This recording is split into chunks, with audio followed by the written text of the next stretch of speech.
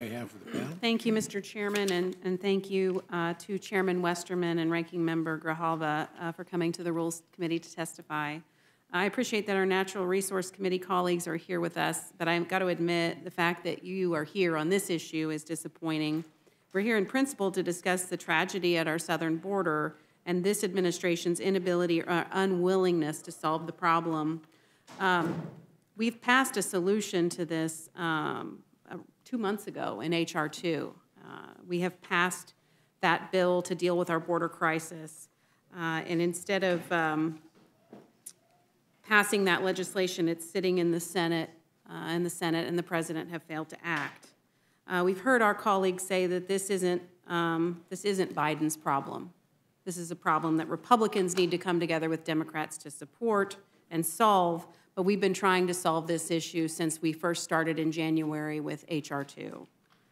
I visited the border and talked with Border Patrol agents who said President Trump's plan to secure the border was working.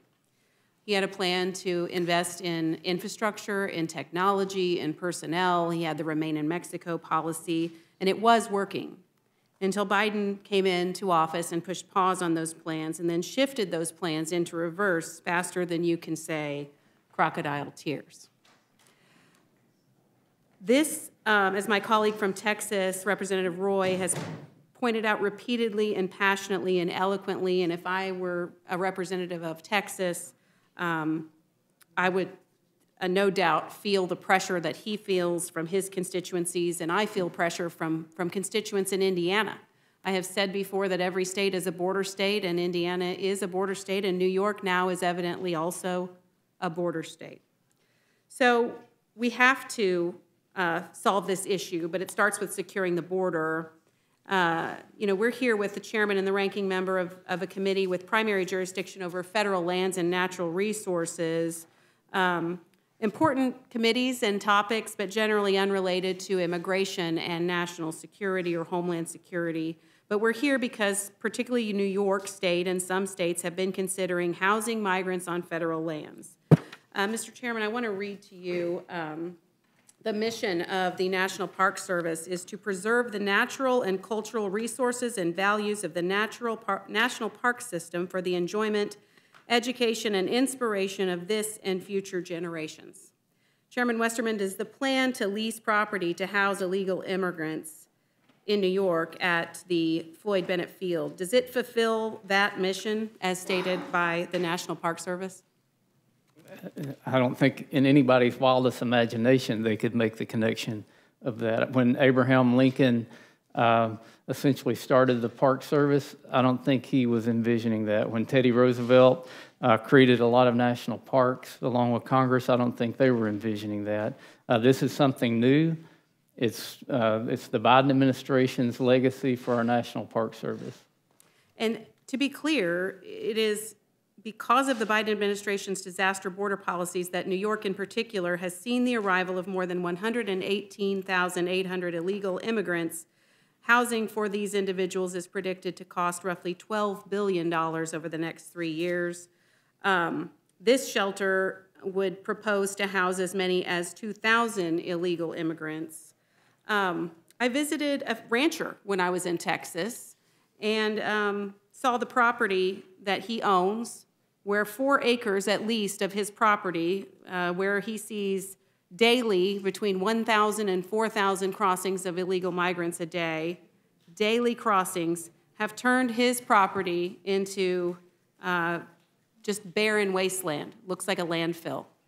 And it is vegetation that has turned to dust. Does that sound like it's a good idea for the preservation of our national park system? It's definitely not a model we want to carry to our national parks, but you go to Big Bend and you go to Oregon Pipes and other federal lands along the border, and you'll see some of the same things. It's a lot more out of sight and out of mind than it is in the heart of Brooklyn, where this Park Service unit is. But this is straying very far from the purpose and the mission of the Park Service. Thank you. And so I want to talk about some of your primary concerns, Mr. Chairman. If the federal lands are used for this purpose, why do those concerns of yours and ours that we share, why do they require this action today? Because we have oversight over the administration. And I think they're abusing the law. They're using the emergency declarations for an emergency that they created. This isn't a natural disaster. It's not a hurricane. It's not a forest fire. It's not a flood. It's a man-made problem that this administration is solely responsible for. And you talked about the numbers in the previous administration. We're now seeing 160 plus people on the terrorist watch list that have been stopped at the southern border. How many came across the southern border?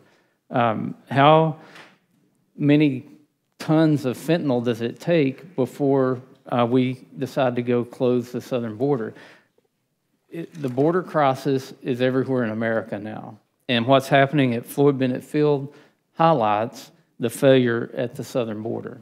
I totally agree. I thank you for saying that. I had a colleague recently say, you know, with the number of people who have crossed the border illegally, even if just 1% were members of terrorist organizations, it could be up to 15,000 people that are here, that are from terrorist organizations within the United States following the Biden administration's policy failures.